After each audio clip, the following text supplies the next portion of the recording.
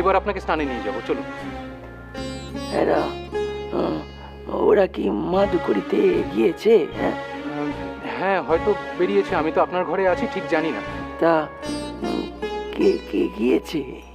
রাখাল, সুবোধ, শরৎ আর শশী যাবার কথা। তা লরেন লরেন যায়নি?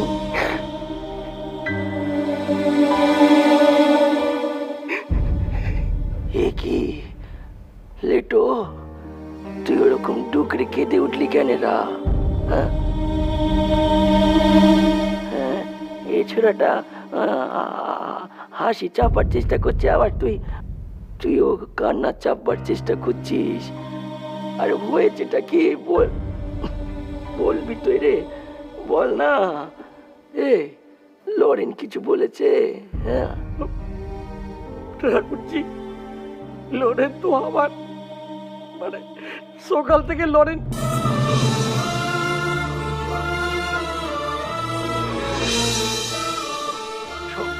সকাল থেকে কি বল না। দেখুন না ঠাকুর, লাটুটা এখনো বাচ্চা ছেলের মতো করে, বাচ্চা ছেলের মতো নরেনের কাছে বায়না করছে ও যাবে মাদুকরি করতে। নরেন না করেছে, ব্যাস অমনি কাঁদছে। বাচ্চা ছেলের মতো করে লাটুটা একদম। তা নিরঞ্জন, ও লেটুরে তো নিয়ে যেতেই পারতো, নিয়ে গেল নি কেন? আচ্ছা ঠাকুর, লাটু যদি আপনার কাছে না থাকে, সারাদিন যদি বাইরে থাকে, কে আপনার সেবা করবে? আমরা কি ওর মতো আপনার মলের ডাবর পরিষ্কার করতে পারি, নাকি ওর মতো আপনাকে কোলে করে কল ঘরে নিয়ে যেতে পারি? এইসব ব্যাপারে লাটু একাই 100 ঠাকুর। হ্যাঁ তা বটে, ওর মতো সেবা আর কে করে রে?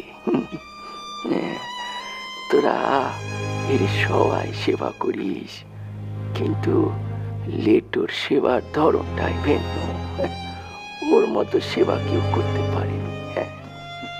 ওই জন্যই তো নরেন বারণ করেছে, তাতে ওর নরেনের ওপর মান হয়েছে।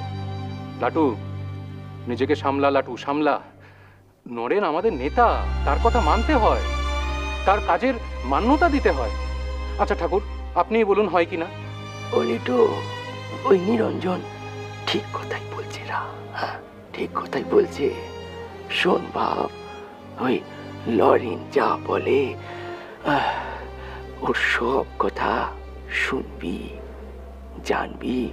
ও তোদের ভালোর জন্যই বলে, ওর কথায় মান করবি নি। হ্যাঁ, ওর কথা মাথা পেতে নিবি, বুঝলি? আজ ওর কথা তোরা মাথা পেতে নিবি, একদিন আসবে যেদিন